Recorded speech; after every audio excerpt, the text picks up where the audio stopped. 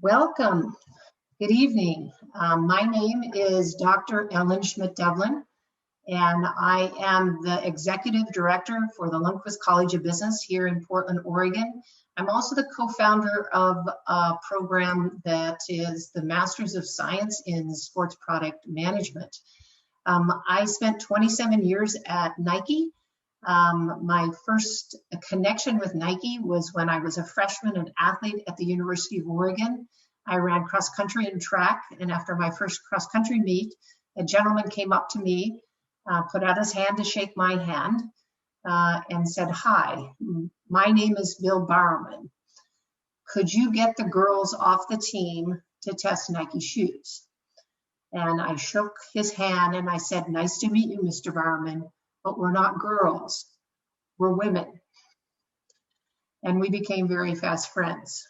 I trained for the Olympics in 1980 under Coach Bowerman, and then started a 27-year career at Nike across 5 different countries. I think that one thing that we all have in common tonight is that we all love shoes. And my 27 years at Nike, from working on the original Air Max visible air shoe to the number 5 Pegasus. I mean, I think they're on number 85 now, you know. So it was a great career, and one that tonight you will get a chance to hear from 5 different panelists that have had a chance to make an impact in this career, in this industry, and have a chance to see how you might fit in this industry as well. The program that we have in Portland, the Sports Product Management Program, is geared towards taking people that have completed their undergraduate and want to contribute to this industry, want to be a part of the creation process. They want to be a product line manager, a product developer, in costing, many different jobs. The creation team has a place for everyone. And I think many of you can find a place in that creation team in a company like a Nike, Under Armour, Adidas, Lululemon, On Footwear, many others that we work with. So tonight is my privilege to introduce our moderators. Our moderators are Robin Casto. Robin is a current sports product management online student and one of our excellent students. Robin, welcome tonight.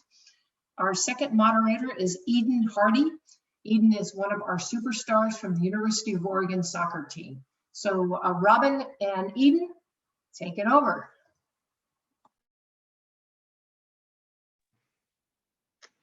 All right, everybody. So I'm going to introduce the 5 panelists today. We got Sarah, who's from Adidas, Jonathan Riley, as well as Stephen Smith, Marissa Biggins, and Greg Leedy.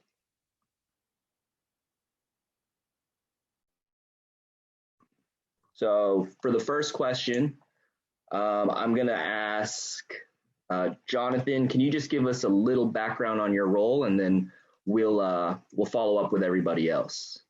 Awesome. Thank you very much, Robin. Thank you to the University of Oregon for sharing this space and creating this program. So shout out to my boy Chili, aka Matt Davis, who's doing some great work over there. Jonathan Riley is my name. I was with Nike Entertainment Marketing for quite some time, and traveled the world and got a chance to work with athletes and celebrities, and bringing footwear to life and experiences, and really making sure that they felt a part of the brand. After that, I really realized that I wanted to do something different, so I started my own agency. It's called Better, and we focus on creating opportunities and access within different industries. So in specific to the footwear industry, we also started Sneaker Week Portland, which is a celebration of footwear culture here in Portland, where we connect the footwear industry to the streetwear community. But then also we have a program called Black Athlete as well, where we support and enable Black athletes across college and high school, as well as some pro. So kind of a smorgasbord, but really all that to say is I'm really always been around the footwear industry, always around the idea of sports, but really trying to find different ways to connect the two in order to enable other people of color to find opportunities and access in and around the industry, as I know it's not the most diverse by any means. But we also do programs like African American Footwear Forum, where we celebrate African Americans and their contributions within the footwear industry, and doing different ways of doing that. So I'm kind of the wild card in this bunch because I'm not in the game, but I'm definitely playing the sidelines and making sure that we have a fair game as much as possible.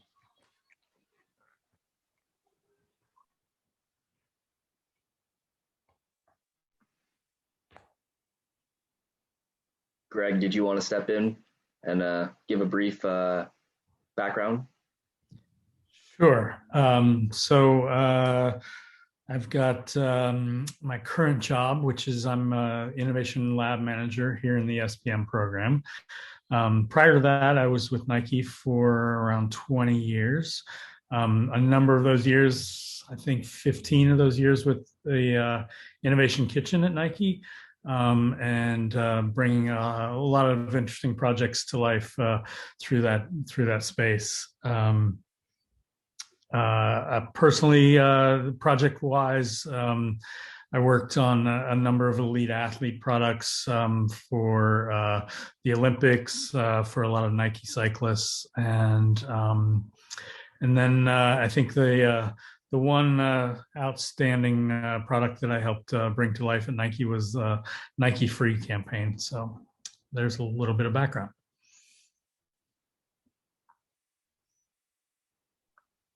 Appreciate that, Greg. Did you want to go, Marissa? Sure. Again, thank you for having me tonight. My name is Marissa Biggins. I'm currently working in APLA, which stands for Asia Pacific Latin America at Nike. And I'm probably the youngest one in the group of experience working in this industry. I've only been at Nike for 2.5 years. Prior to that, I worked in college athletics as a compliance director. So I know the shoes that you guys are all in, working with your compliance person. And I was a former student athlete as well. We were in track and field at James Madison University as a hurdler and a sprinter. Right now, I'm currently covering the Jordan brand in APLA. So I get a lot of cool touch points on a lot of the quick strikes that we're handling. So I'm just excited to be here tonight. I'm probably going to learn a lot more from the rest of this panel, just like the rest of you guys. But I'm happy to be here and answer any questions for you guys. Thanks, Marissa. Sarah, did you want to go? Sure. Hello, everyone. Thanks for having me tonight as well.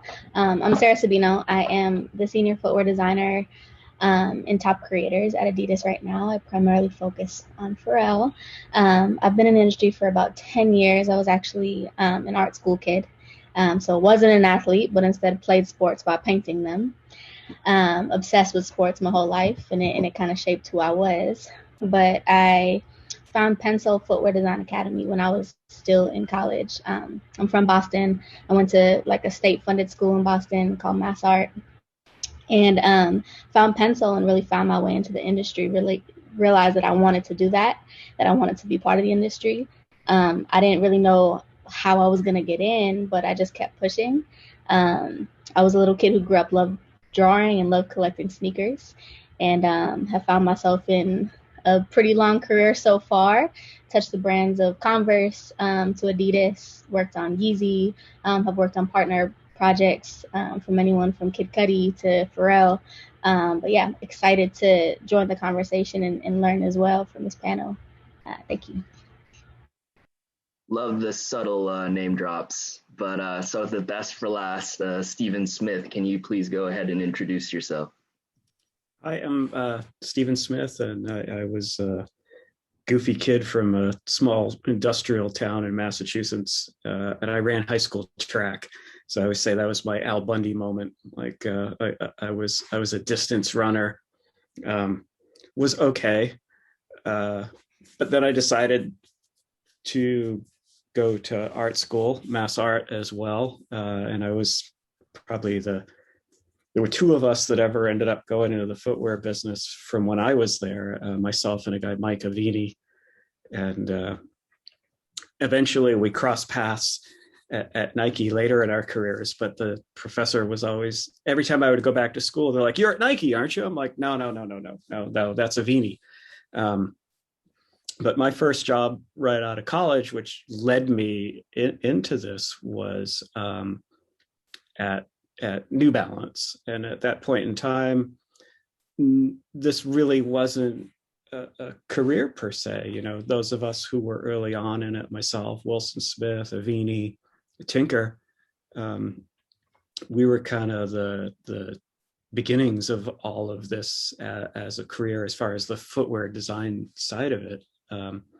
I got mocked when I would go back to school because everybody else went to go work at tech companies, which at the time, Massachusetts Miracle, it was called, along 128. And they're like, you do sneakers? Ha ha ha ha. And so it turned out to be a lot of fun, because everybody was wearing suits and ties. And I got to dress like a bum in t-shirt and shorts. And we ran every day at lunch, which was great. And then, so I did some kind of a few famous New Balance shoes back in those days. Pretty much, they ended up being pretty much all the iconic running shoes that New Balance sells now. Then I left New Balance, went to Adidas. It was kind of a hot mess. I was there for a year and almost to the day, and then I quit. And one of the guys I had worked at, and this kind of relates to all the stuff that you guys can do too, because it was networking. A guy I worked with at New Balance that Ellen probably knows as well, a guy, Steve Burris. He worked on the original LDV. And Burris was like, hey, I got this roll up here. We're going to start this new concept of an advanced concepts group. I think you'd be the best designer for it. I'm like, okay, cool. Because I was thinking of getting the hell out of Adidas.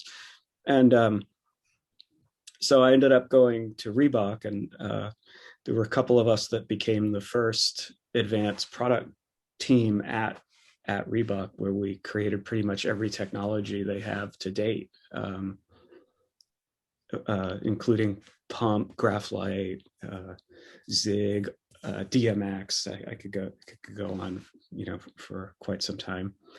Then Reebok got to be a little weird. It was in a rocky state, so I left and I went to Fila. Fila was kind of a hot mess.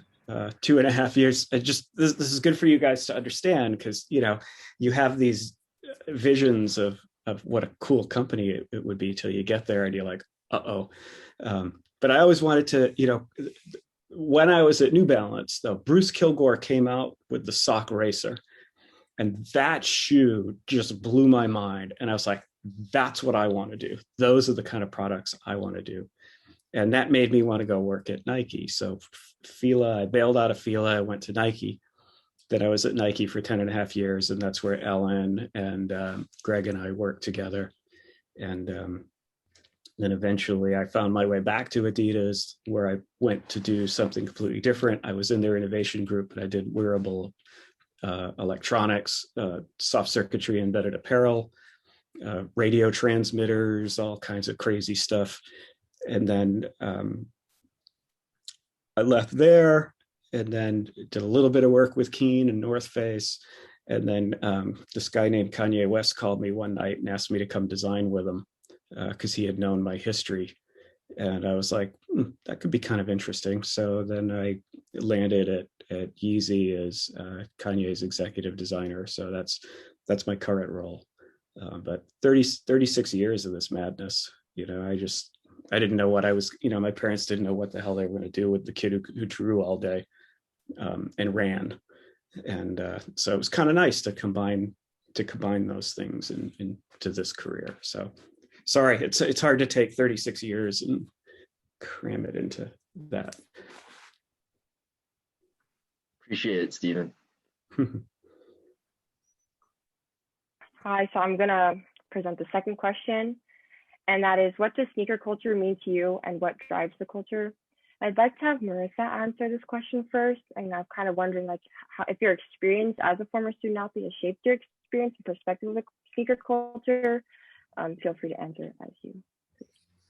Yeah, I think that question has many layers to it, depending when you were introduced to the sneaker culture. I mean, not to give away my age, but I remember my older brother having to go wait in line at Foot Locker. I mean, you're not just laying in bed, signing on the sneaker app and catching the L and going back to sleep. You actually had to drive down to the store, wait in line. I mean, it was aggressive. And then to me, the sneaker culture was male dominated. You didn't see a lot of females in it. So, and then I was too scared to always ask my mom to buy 2 pairs of Jordans because they were already super expensive. So I mean, I think the sneaker culture has evolved, and I'm sure Stephen and everybody else on this panel could speak to that as well. But to me, I didn't really get into sneakers until, I guess, like as a young adult, after I was a former student athlete, after I was getting the free shoes from the athletic department. And I was like, oh, I got to buy my own sneakers now. So, and I would also say my boyfriend, he is a huge sneaker guy. So he's the one that kind of got me into, because I was a girl that wore one pair until they like fell apart, and then I'll buy another pair. So I was like, why do I need multiple shape shoes? So it's been a great journey from my personal perspective of like the sneaker culture. I think now it's at a place where I don't know if the current generation really appreciates the history or takes a deep dive to understand where sneaker culture comes from. So I know there's kind of a clash, and they're just getting it because of the hype and for clout. But I mean, there's more to sneaker culture than what you're seeing on Instagram right now. So I think that, and I think, yeah, being a student athlete, it definitely helps. But I think everyone's journey is different. I'm interested to hear what the rest of the panel has to say about sneaker culture as well. Appreciate you for sharing. Can we have Sarah go next? Sure. I love this question. So I grew up a sneakerhead, and I'm from the East Coast. I'm from Boston. One would say that, the East Coast sort of raised sneakerheads, or the sneaker culture that we know. It was all about hip hop. It was all about what's on your feet. But it was also a story about how the product was helping athletes. And I'll use Michael Jordan as an example, because I think he was the reason why a lot of us started collecting or started being infatuated with shoes. It was the idea of, like, if y'all remember the movie Like Mike, like, you put these shoes on, you want to be like Mike, like, no matter what you do, right? Like I told you, I'm a painter, I'm an artist, but I would go to my studio with Jordans on and be pretending that I was an athlete, like the best of my game, because what was on my feet really kind of elevated me and who I was. And I think a lot of people love the stories of the technology and what it did, no matter if it was hype or storytelling, or if it was real and it really like advanced the function behind the needs behind what you're wearing. And in a lot of ways, I think sneaker culture was shaped by the essence of like wanting to have what's new and different, wanting to have the newest technology and being inspired by these things that are really helping humans at the core. But where sneaker culture is now, I would piggyback off what Marissa said. Like, I don't think a lot of people understand or necessarily respect where the culture came from. And for example, some of you may chuckle, but the dirty white Air Forces thing that is popular right now, y'all are laughing at it because it's like, where I'm from, you wouldn't wear dirty white Air Forces if you were a sneakerhead. It's like you get one scuff, you put them in the box, and you donate them. But it was always really just about finding a product or an object that could kind of give you this superpower. And it was always way more than the function of what was on your feet. Really cool, inspiring stories around how you can help athletes. But I think the story of who you become when you put it on always like transcended that. But for me, the culture was always everything. That's very powerful. Thank you for sharing. Can we hear from Jonathan next? Absolutely. Thank you guys for sharing those two. I think I have a love-hate relationship for sneaker culture personally. Just because I know I've seen it from many different perspectives, and and not growing up as a sneakerhead because it just wasn't in the budget ever. So by the time I got into the company and started to see how fluid it was and how easy it was moving and what it meant for not just the athletes but the people that were working behind the shoes, from the designers to the developers to the marketing team to to the cafeteria workers, like every gambit of the footwear industry, and understanding that, man, this shit is off balance. There's a lot of problems within the culture that doesn't reciprocate back to the communities where people are actually buying these footwear. So for me, it was always, I had a clear respect for it because I know how it can empower somebody to feel greater or do something faster, or make them feel cooler or approach that girl or whatever it may be. But I also look at it from the hindsight of like, well, it's not really giving back to the people that are dying over these shoes. It's not really connecting to the things that we really need that are beyond footwear. And, it's a lot of hype, and I think it's gotten out of hand in a lot of ways. But at the same time, I see it as a great way, as a medium to be able to tell stories and bridge connections, bridge communities. So that's why we use it in regards to Sneaker Week. The sneakers, the carrot, so to say, but the idea of educating people on the access and the opportunities within the footwear culture is where we see that that's the most benefit, because that's what the footwear culture is needing. Is a big ass curtain that goes down, and most people don't have any idea what's on the other side. And Stephen kind of mentioned it, that you don't know that these companies are like 2 people away from shutting everything down. Like everything's all messed up. But it's also a reflection back to when you see that if these shoes hit the street and kids are getting shot at, or people are getting bullied, or if these community centers aren't necessarily properly supported by the kids that are wearing these footwear, then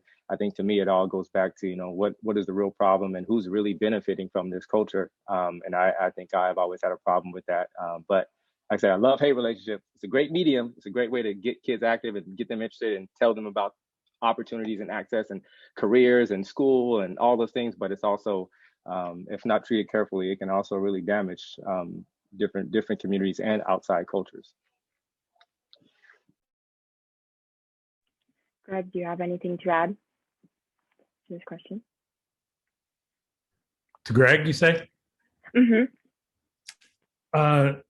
Well, I've been listening to Sarah and Marissa's and Jonathan's responses, and they're all great. I think they're perhaps more in tune to this than I am. So, but I think that often it's being in the right place at the right time with the right products. I think that's from a strategy standpoint from the footwear companies. I mean, you got to hit all those things right, and all of those are inspired by sporting events and music, and fashion industry and stuff like that. So that would be my response. It's not quite as in depth as the other answers, but I really enjoyed listening to your answers. So there you go. Thank you. Appreciate that. And finally, Stephen, what does sneaker culture mean to you, and what do you think drives the culture? It's interesting having to see the entire evolution of the industry from where it kind of started out as it became a culture, basketball driven for sure, but then there was a slight change in it in casual Fridays when that started in the business world, and shoes like the New Balance ones that I did, that were worn by dorks and dads. But, Steve Jobs, big endorser of this shoe. So I think what happened a lot, and what we always saw as the industry started to mature, was what we were creating through brands like New Balance that were slightly higher priced is this objects of desire and attainable status. So a lot of the kids saw that stuff, and it, when I was growing up, it was kind of that, there was the whole like yuppies and country club lifestyle, and it was aspirational. And that's where a lot of these brands, even beyond the footwear side, on the street culture side, the Gucci's, the Polos, they had that root in that country club aspirational lifestyle. And Docksiders, all of that kind of evolved, and it kind of hybridized and blended into all the street culture. And some of what we do in creating these objects of desire, I look at it in some ways as, for the kids, we're creating attainable art. For the money, $100 to $200, they can buy this. You can't buy a Van Gogh, you can't get a Basquiat, but you can get a Kanye West, you can get a Jordan, Murakami. It's attainable art, and it's functional art too, because you can wear it, you can peacock with it, show off with it. So I think that was part of it. And then it evolved into the whole collection with the apparel side and everything of hooking up and the wardrobes and the tracks. Some of that goes back to Run DMC with the head to toe Adidas look with the tracksuits and the total hookup. And Sean John, those days were just amazing times to see it evolve from purely very sport focused to this whole new thing of lifestyle. And to the point where today, I look at as we became more of a global industry and global exposure to things. All of a sudden, we had Asia Pacific involved, and Europe, and the trainer aesthetic came in. So it wasn't just basketball driven by the East and West Coast communities. It became this global this global reach, and those guys brought in trainers from the UK, Japanese guys, running shoes, to the point where some of the old running shoes that I did when I was at Nike that were purely performance, which I've got a couple of them here, have all of a sudden shown up as these like crazy streetwear variations. So to me it's been a lot of fun because it's a whole different reach and a whole different understanding of it. Some of the shoes that they've picked lately, like, the Spectrum that I did for Japanese teenage running boys that Paula Radcliffe picked up, broke the women's world record in, and then all of a sudden Supreme does it. It's just crazy to me because it was meant for a fast running 15-year-old Japanese boy.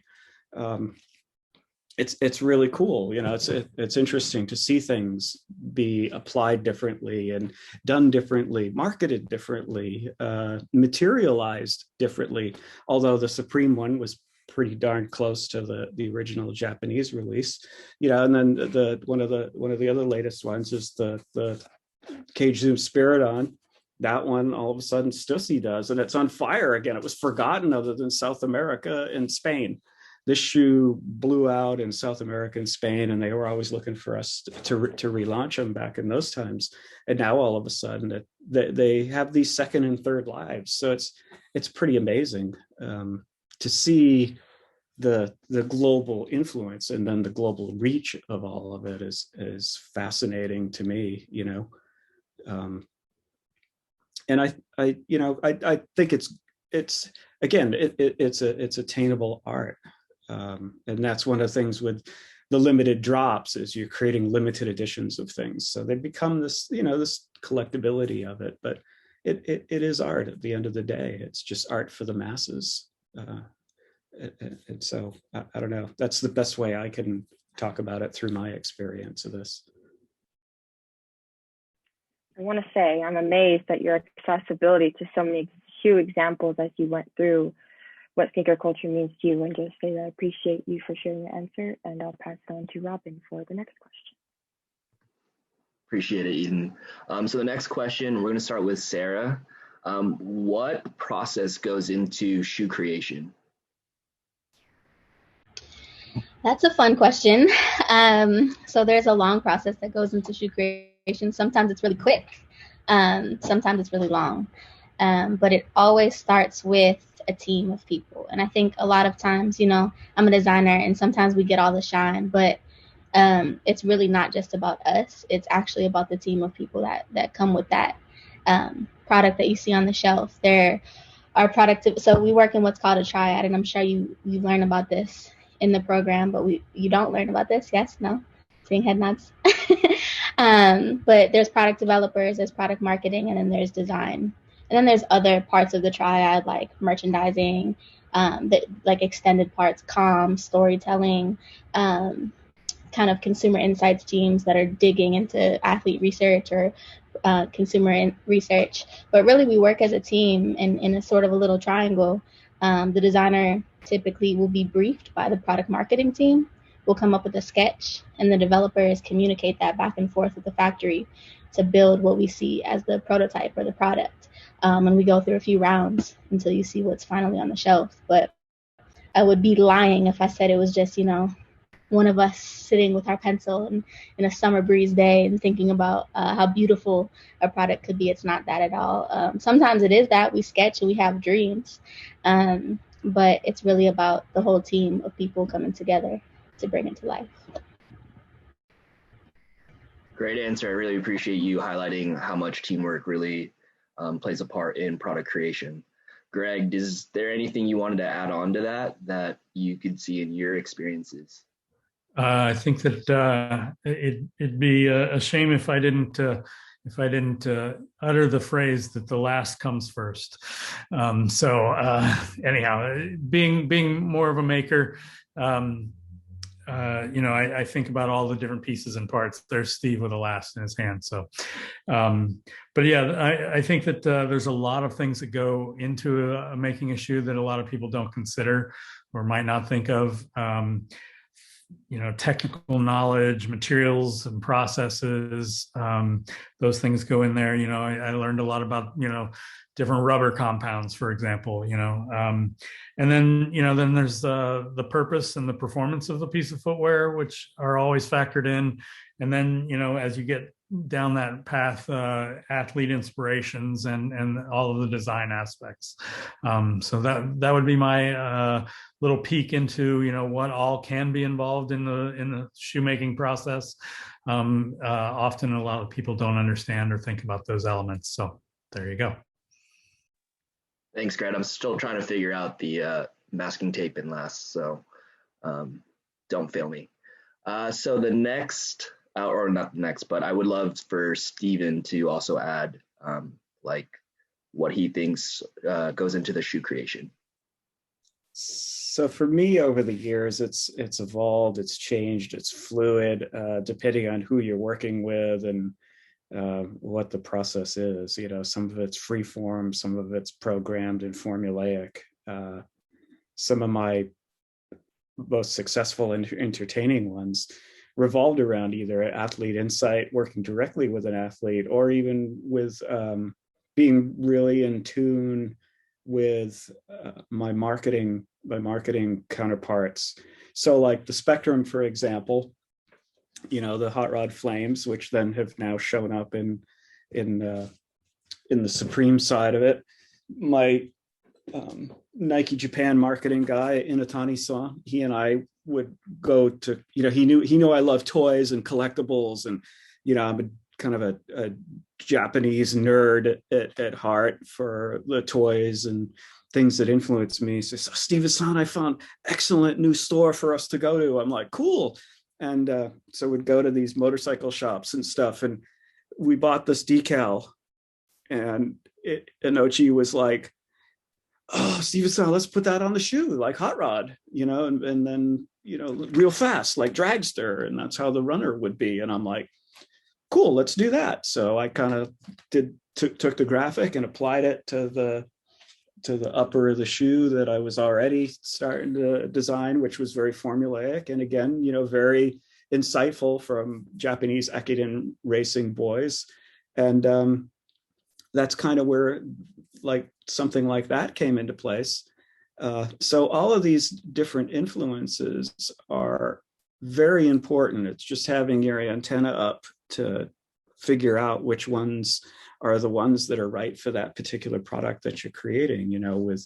With Ye, Sarah knows, you don't know where inspiration is going to come from. It's from the past, it's from the future, it's from the now. It could be apparel, it could be a spaceship, it could be a favorite movie. All of those things come from everywhere, and it's all at once. And it's magical, but it can be noisy, and you have to become a good filter of things or hit on the nuggets or the important things. And again, for me, some of the sport and some of the athlete insights where a lot of those things came from. So one of the coolest ones I did, this was the Monster Fly track spike that originally I worked on with Tim Montgomery, because he was like, I want it to be like Jesse Owens sticking it to the Nazis at the Olympics.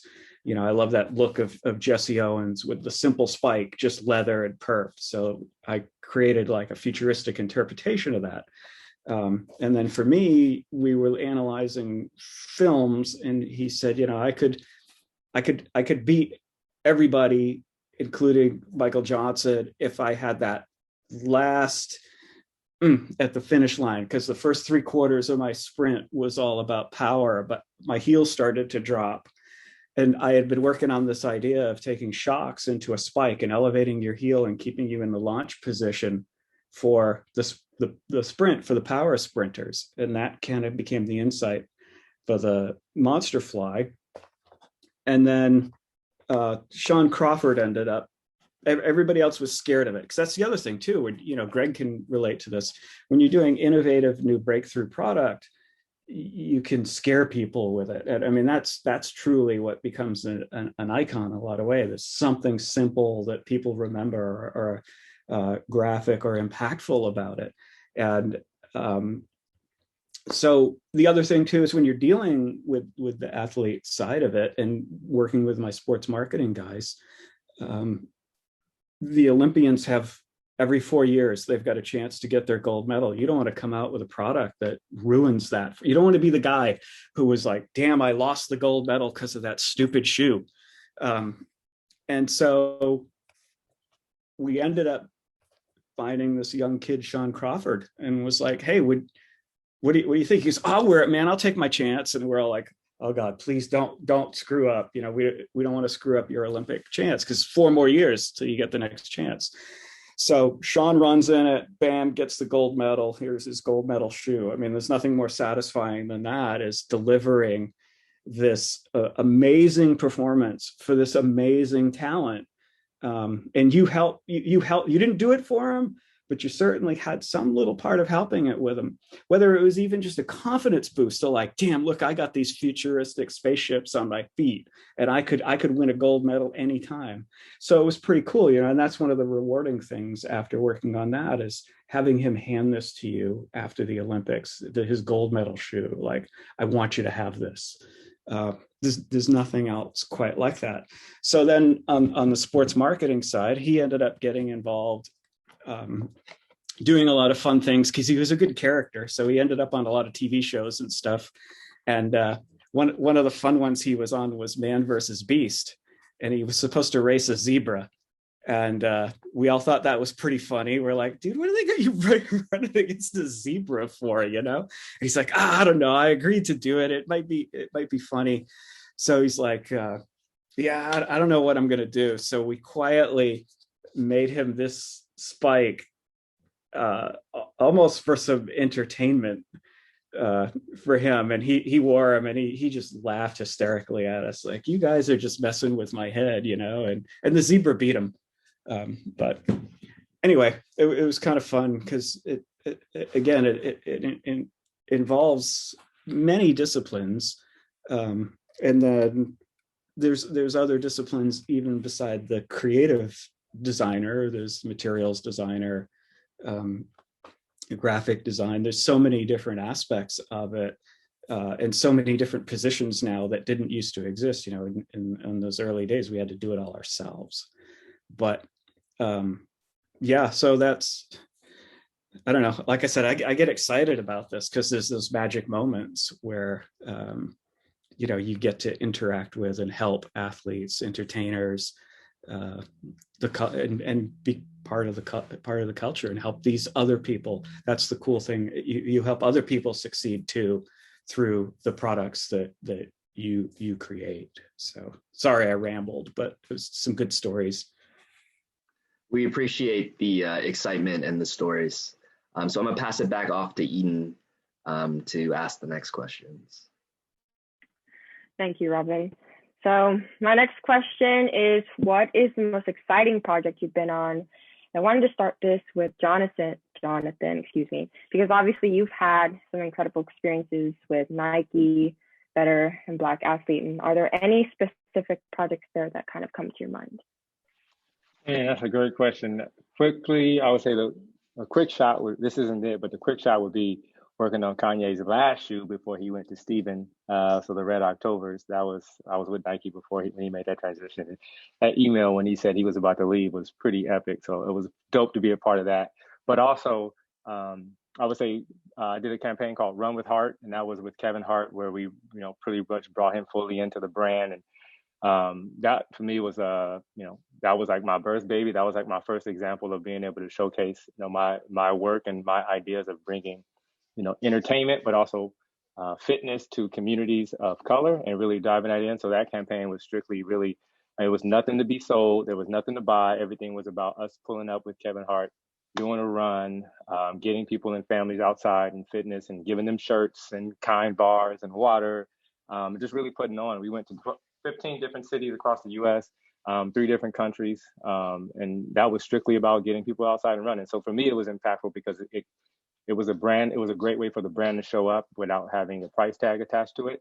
But then also it was a great way for people who haven't ran in forever to get up and start to run. So we saw everybody we saw people in wheelchairs getting out there. We saw people who literally haven't ran in years get out there. And the whole goal was them, once they crossed the finish line, Kevin was there to, slap their hand and give them a high five. And to a lot of people, that meant a lot. And I know, working with Kevin was great because he is literally probably the hardest working person I've ever met in my life.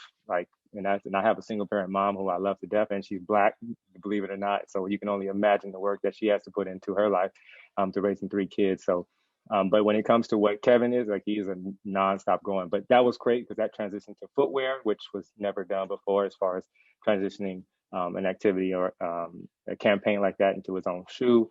And obviously then, everything got watered down and they put his ass over everything that you could see. It was Kevin Hart this, Kevin Hart that. But that was great to be a part of it and really start to, create those lanes for influencers to have product as well as larger campaigns outside of commercials and outside of voiceovers to really, tell their story through fitness and health. I really appreciate you emphasizing that there's nothing to sell, that it's all just bringing people together for this campaign and getting people out and exercising. So I really like that. Thank you for sharing. Next, Marissa, would you like to share what the most exciting project you've been on? It's crazy. I don't have as much of a close touch point as some of the other panelists, but I do work on all the quick strikes that happen in APLA. That's a Jordan footwear shoe that you see in that market. But more so kind of away from a campaign, the Jordan brand has something called a Wings Committee. And we get to work with high school age students that are trying to look for a 4-year scholarship. And the Jordan brand covers all 4 years. So it's super cool. They are mostly serving underprivileged communities. I think we help students in the New York area, Charlotte, LA, Chicago, and Portland here too. And there's probably about 30 of us on the Jordan brand that have a committee that we're going through all these applications of why these students want to be a Wings member and, why they deserve a 4-year scholarship and, what family and unity and team mean to them. So it's in this past recruiting class was very humbling because as we all know, we've been through COVID this past year and everyone's staying at home doing school. And the fact that these students are still hungry and humble, ready to get after and make a difference in the world in the future, whether they want to be doctors, lawyers, come work in this industry. It's just super exciting to know that, that we're in good hands when it comes to the future. And this happens every year. This current class, we were able to initially give scholarships to 23 students. And then we had some little bonus students that were, on the cusp of making it. So we just found out today, actually, that all 33 students are going to be able to get those all expense paid 4-year scholarship. And it's just really exciting to be a part of something like that. That's, a little bit bigger than, us to help that future. Very cool. Thank you for sharing. Finally, before I pass it to Robin for the next question, Steve, do you have anything that you want to say about what your most exciting project that you've been on? A lot of them with Kanye have been really fascinating, interesting times, adventures. I got two products that mean a lot to me. The Instant Pump Fury that I did at Reebok is still one of the craziest. It was a disruptive shoe that looked like nothing else. People were afraid of it, but I was a pig-headed, stubborn Irish person and rammed this thing through the system because I believed in it. That's another thing too, is go for the things that you believe in and make them happen. Do the things that are difficult because there's so many people who want to do what's easy. it's the hard ones and the ones that you have the most passion about that live on a life beyond it. These are almost, this one in particular is almost like my child that's grown up and become an amazing success on its own in spite of me. And it was rooted in performance of being the lightest weight technical product that we could build at that moment in time. And all these other disciplines again influenced that, and that thing became, as it crossed into streetwear, global streetwear. So you've got versions like that that are just amazing. And then this is kind of a cool one that came out, and again it's product marketing and brand marketing, and people who do the collabs, Kung Fu Panda. I mean, it's just wild, the variations they've done for this, and it's versions of things that I never imagined this thing being myself. So it was cool to see other people's opinions and interpretations of what it could be as this vehicle for many different stories. And then one of my personal favorites was the Hello Kitty one they did in Japan with the little bow. But then my absolute most favorite one is this one right here, and this is the girls crib Mary Jane I did at Nike, and I moved over to kids in the last 2 years I was at Nike because I found out I was going to have a baby, and it was a baby girl. And so it was really cool to have that direct insight and that direct connection to it at home. So I went from doing the Bowerman product, the most technical running shoes, the track spikes, to kids, which everybody's like, it's the stupid stepchild, cash cow for the business. And they were like, why do you want to come into kids? Nobody wants to come into kids. Especially from running, the number one category within the brand. But I said, well, I'm going to have one. So it kind of makes sense. I've got that consumer at home that I can study directly. So this one had lots of firsts for me. It was kind of one of my first 3D digital shoes. This was all done in Shoemaker at the time. And this is a 3D print of what it became from the technology. I got to innovate on it because at the time, Shoemaker didn't know how to do outsoles and bottoms. So I kind of had this flower as the motif that was a repeat. And so I designed these flowers and built them onto the footbed for the sole. And basically what I ended up doing was just, through being stupid, not being smart as a 3D person, I pushed them through the shoe. And I was like, I wonder if I could push them through and they could become the outsole. How far would the program let me do it? So I kind of just shoved them through and they popped out the bottom. I was like, son of a gun, I could actually do an outsole. And so when I showed it to the guys from Shoemaker, they're like, how'd you do that? We've been trying to figure out how to do a bottom. I said, I'm stupid. I just kind of rammed them through with brute force. And they're like, oh my God, you opened our eyes to it. And so it came out, and I mean, it was just this beautiful little dainty feminine shoe, which was counter to everything else I had ever designed. And I think they might even still be in the line at Nike after like 14 years. And then the other thing that was a cool aspect of it was this packaging. And when I was in school, I won the New England Paperbox Manufacturing Award for packaging design, which was pretty funny because I mean that's the last thing I wanted to do. I didn't know what the hell I was going to do. I ended up doing sneakers. But in kids, nobody ever wanted to give us money or resources. So the brand marketing people would never give us resources to do a package. So I'm like I said, it's another Al Bundy moment where I was like, I won the paperbox manufacturing competition in college. Maybe I could do the box. And so they let me do it. And I re-engineered the box. And it's a real elegant one compared to the old cardboard and orange thing. And I ended up doing it and profit in mind, because it is a big corporation, for like 15 cents less than the orange box. And it had all these neat little features like press the button and it opens. Parents and grandparents could hold their feet up in the store to buy the gift for the kid. Here's a sizing and age grouping graphic that I did on the back. And the other cool thing was something as simple as this piece of webbing that was on some of the shoes allowed it to go on a hook in a layette department. And then it broadened the entire exposure for the footwear product because we got into stores that didn't have a back room or a stock room to keep the footwear there. So first quarter, just the box alone added $8 million to the bottom line for the kids department. And it was something nobody else wanted to even do. And I just did it because it was fun and I was interested in it. So, it's a good illustration of, you're only limited by how much you limit yourself. If you have a vision or an idea of how you can impact the brand, some different companies are open to that. Like, well, we don't have anybody doing the box. Sure, take a shot at it. We got nothing else.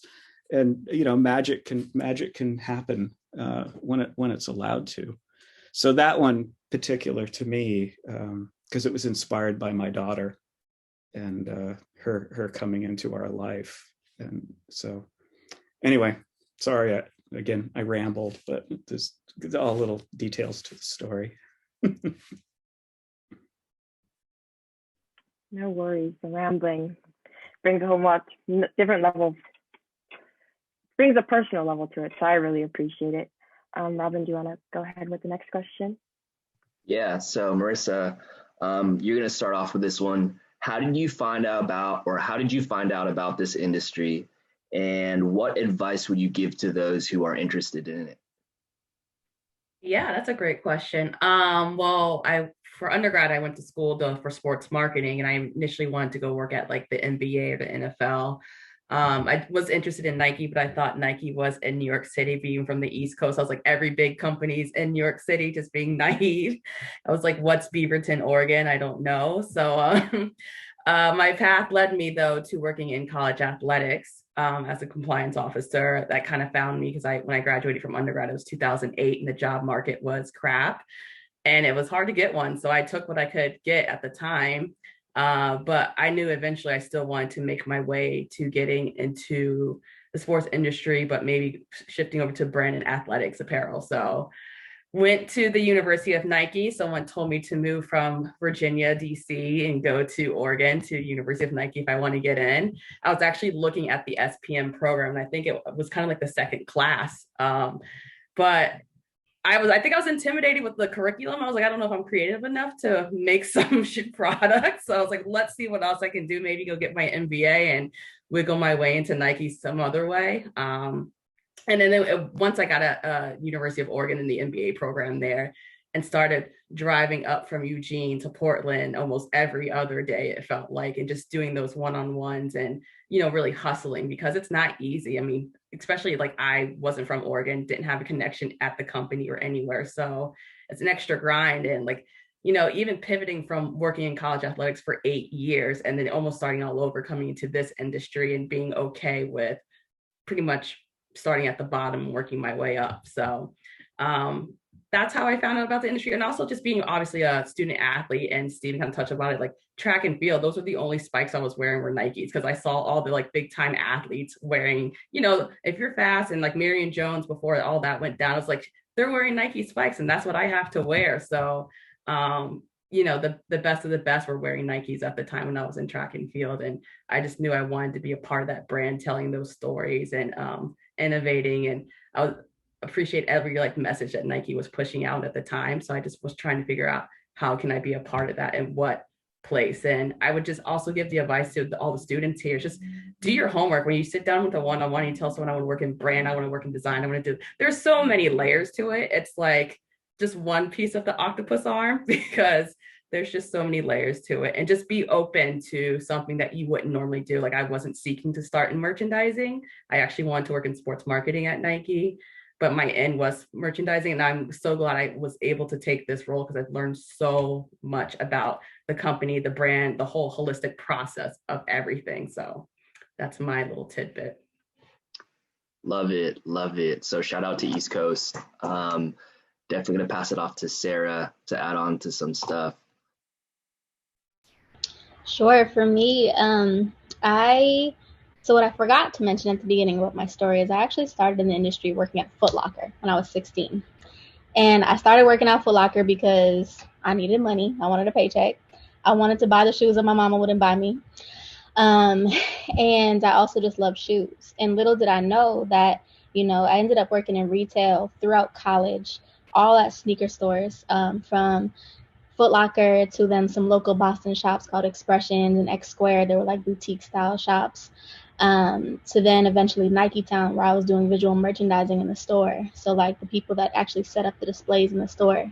And I didn't know that 8 years of retail experience was actually going to give me a head up on other people applying to be in the industry, because I was learning about consumer. I was learning about how product sits on the floor, how stuff merchandises together, what are the consumers' needs, what are the insights that people are looking for in product. I was learning and I was absorbing all this knowledge that I didn't even realize that I had under my belt. And at the time that I was working at one of the boutiques in Boston, actually Nike and Jordan started a competition called Future Soul. And it was a design competition for high school and college students. And I actually made it to the semifinals of the college division. I did like a shoe for Jordan Brand, for a jump shot shoe for Ray Allen when he was on the Celtics. And I didn't win the competition, but instead I made friends with the guy who beat me. And this is when Facebook was just like starting up. I made friends with him on Facebook. His name's Chris Dixon. He lives out here in Oregon now as well. But we became really good friends. And that was my first moment of realizing that I think the term networking is, I know that the term networking gets thrown out a lot in the industry. And I actually hate it. I look at networking as like a dirty word. I look at building a circle as a better way of doing that. Because for me, I would like to think that I'm a pretty genuine person. And I've always just really loved learning and loved being around people that wanted to teach me. I love mentors. I love mentoring. I love like absorbing knowledge. And I think when I was looking at the word network, I'm like, you want me to just make friends with this person just so I could get a head up of where they're at? Like it just never felt right to me. So I always looked at the concept of building a circle. And I would say to everyone in this chat, like, think about people that have skills that you don't necessarily have. You don't necessarily need people in your network that are just like you. You need people in your circle that can teach you kind of the tool that's missing from your toolbox. And when you build that circle of people, and they could be in the industry that you want to be in, a pro tip is everybody that works in the industry is their email is usually their first name dot their last name at whatever company they're at.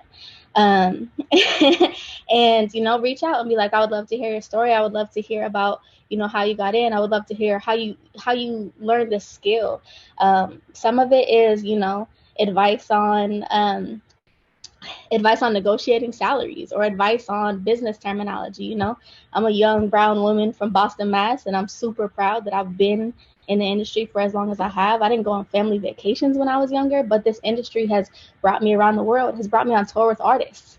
Like, it's incredible what this industry has given to me, and it's all because I've just had an open mind and wanted to absorb knowledge and kind of ebb and flowed. It was a lot of hard work, don't get me wrong. There were parties that I was like, nah, I can't go. Homie, I got to go sketch. I got to go do this. But, I mean, all the hard work, like, really pays off when you realize that the community that you're building within your circle will carry you through to the next part of your life. But for me, that's really, like, how I sort of got into the industry and also how I've maintained being inside of it. And I do a lot of giving back now, too, as well. So it's a cycle once you get inside. But I hope that answered the question. No, you did. So yeah, definitely being a sponge is huge. It's a big Nike thing. And Greg, I just want you to finish off the question and kind of just give off some advice and just how you heard about the industry as well. I wrote some notes down, and then the first thing I wrote here was, how do you not know about the industry? And from an early age, I've got a few years, but I remember my first pair of Nikes were Daybreaks. I took them on a rafting trip and lost one in the New River in West Virginia. I tied the remaining one to the back bumper of my Bug and drove home some other pair of shoes on or something like that. But memories, go way back. I remember wearing, pair after pair of Cortez until they wore out. So anyhow, the industry and me, go way back. Sports and shoes. I ended up getting an industrial design degree back in Ohio at Ohio State. My last year of my schooling there, I was able to take a trip to Helsinki, Finland. When I came back, I went to a design conference and chased a couple of Nike employees until I had a few minutes to chat with them, and that led to my career at Nike. But and then advice. I have the notion of just knowing retail, knowing about design, business, the sports industry, and trends are my pieces of advice. Pursue those pieces of knowledge. Follow a passion, and that'll take you somewhere. So there you go. Thanks, Greg.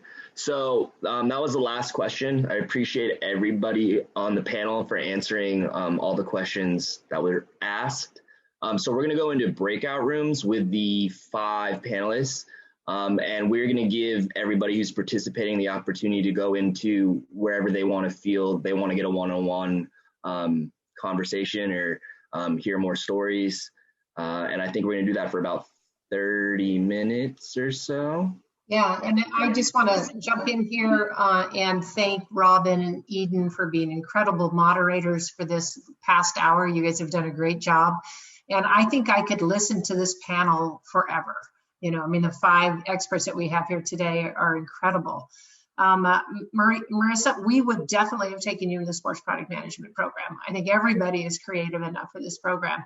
We have over 95% of the students that graduate from our program are in one of these companies contributing today. So we'd love to have the athletes take another look at sports product management, but we'd love to have you stick around if you have time. We know we also asked you to bring in some of your favorite shoes. We'd love to see those as we start these 5 breakouts. And again, you can break out with Greg, Jonathan, Stephen, Marissa, or Sarah. So I think we're going to move towards breakouts here. And again, stay with us as long as you can. We appreciate everybody being here tonight. And we know we're over time. So thanks, guys.